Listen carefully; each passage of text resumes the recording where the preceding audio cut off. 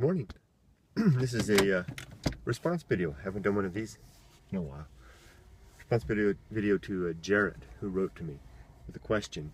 So Jared is in his final years of high school, and he's feeling what a lot of young people feel at that point: anxiety, some uncertainty about the future, not really sure what to do. Periodically, maybe some depression, kind of stuck. So, Jared wrote to ask my thoughts. Now, keep in mind, I'm not a professional in any sense of the word with regards to these things. It's just some guy with a camera talking. So, Jared, what I would recommend is two things. First, something that I call the path of wildness.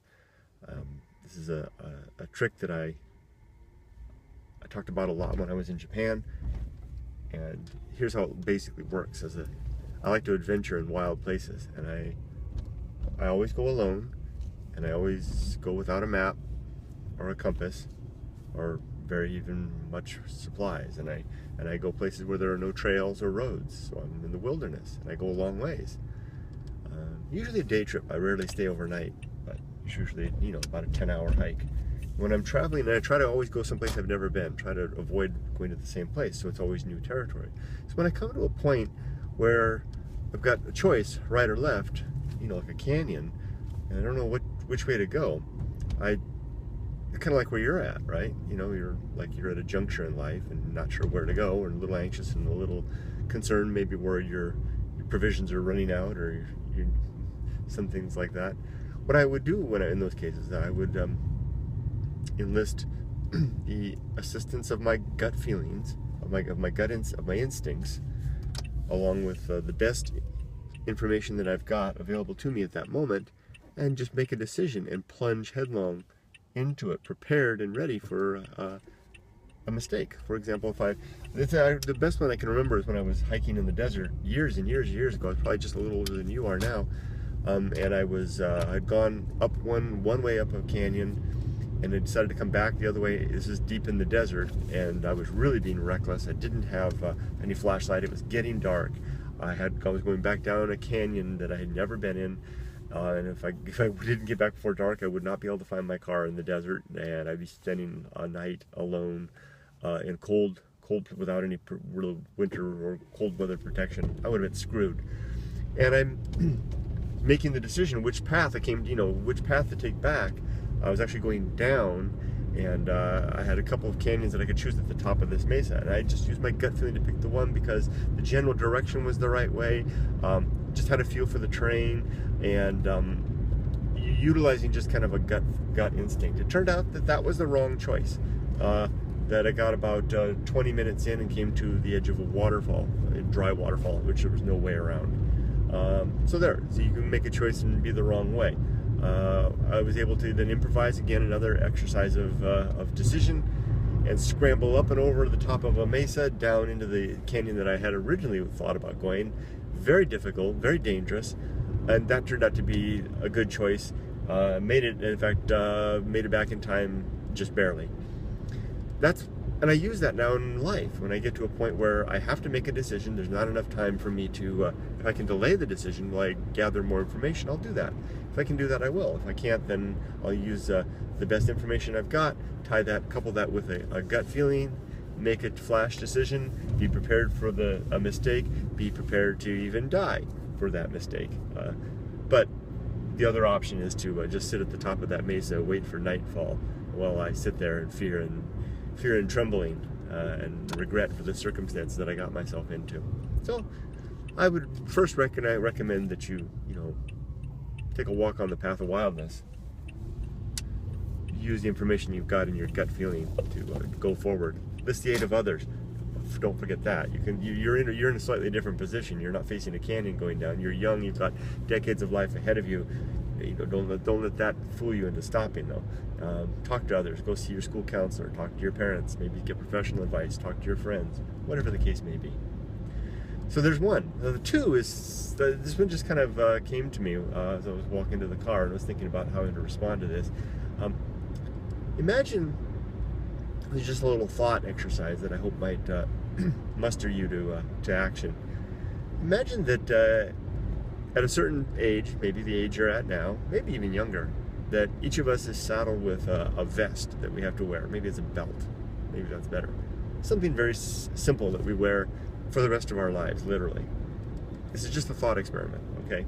Now that vest is similar to a suicide vest that a suicide bomber might use. I hate to bring in that kind of example, but it's fitting. But this vest is much more efficient than TNT or dynamite or plastic explosives. It won't just blow you to pieces, sending shards of your body here and there, and destruction to others and everyone else. No, it will hurt others. It will hurt when it goes off. It'll hurt others in terms of your family's hearts will be broken, and it'll cause a loss to those who love you. But in terms of, it's kind of like a neutron bomb that as opposed to a hydrogen bomb. A neutron bomb, isn't that the one that destroys life but doesn't destroy structures? This is an explosive on your body that destroys you, but no one else except maybe the heartstrings of those that love you.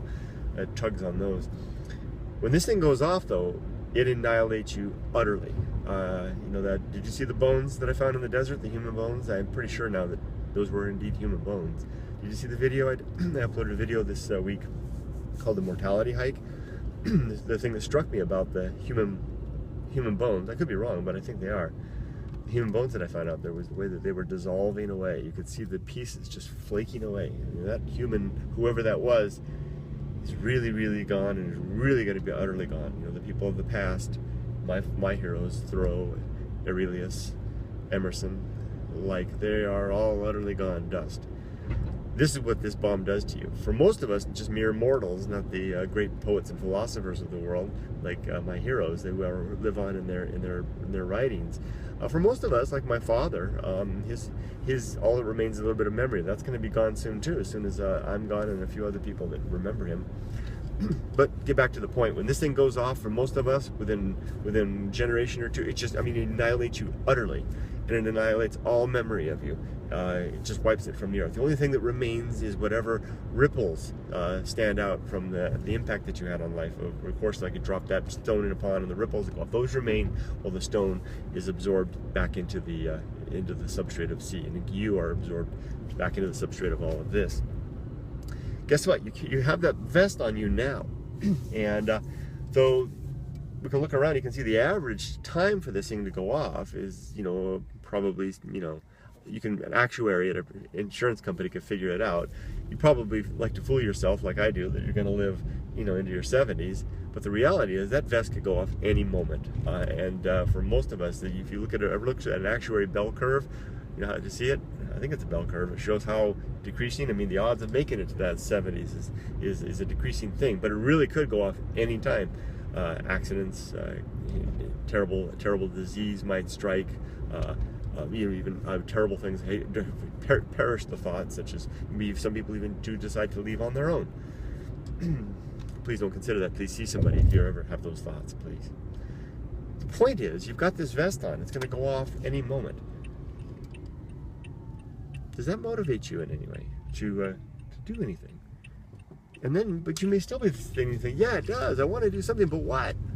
Well, the only thing I can offer in that capacity is that you need to have a sound plan of action on a day that you can rely on a daily basis. And what I can't tell you what to do today, what choice to make with regard to your career, school to go to, anything like that, or even how to be contented or happy or satisfied or even just at peace today. I can tell you this: you can, if you develop what I like to call an operating system for yourself, a way of moving forward through the day that you can reflect on a daily basis, that will put you into a position to be able to maneuver through life, take these days on one at a time in a better way. So I'm going to recommend to you what I found to be a very useful thing, which is, one, spend some time to develop a set of principles. It's much better if you can leverage these from somebody else if you want. You can even take them from religious sources if that works for you. It's whatever the case may be, but vet them out. Vet, of course, means that you need to think about it, work it out for yourself. Does it really make sense? Work that out for yourself. And if it does make sense, then apply that and begin living according to those principles. Now, the key is that you can do that, a lot of us can do that, relatively quickly. But the trick is to reinforce it and to build it. So I recommend that spend some time, develop some principles, and then recite them to yourself every day. It's kind of like what I do with my Good Life meditation. And then you will begin to develop a framework and a way of moving through life that will hopefully make your life more purposeful and have more meaning, and will give you a better sense of well-being. Kind of losing myself in this figuring out this intersection. Then what will happen is, if you can do that, then the moments that you're living between the points of the objectives of your life, between the degree that you want to get in college, between the spouse that you might like to find if you want one, between the children and family that you might like to develop, all the moments, the steps along the way, will be filled with a purpose and a deliberate meaning by virtue of the fact of the objectives of the objectives that you're seeking, guided by the principles that you develop. So don't forget that part about the objectives. Figure out what your daily objectives are, what the principles are that guide that, and then move forward. And that's what I'd like to offer to you. So collect your wits, assess your situation. If you're not sure exactly what to do, get as much information as you can, and then step boldly on the path of wildness, armed with your objectives and principles, which you recite to yourself every single day and look to develop. And I hope that helps. Okay? Good luck, Jared. I'm rooting for you. Take care.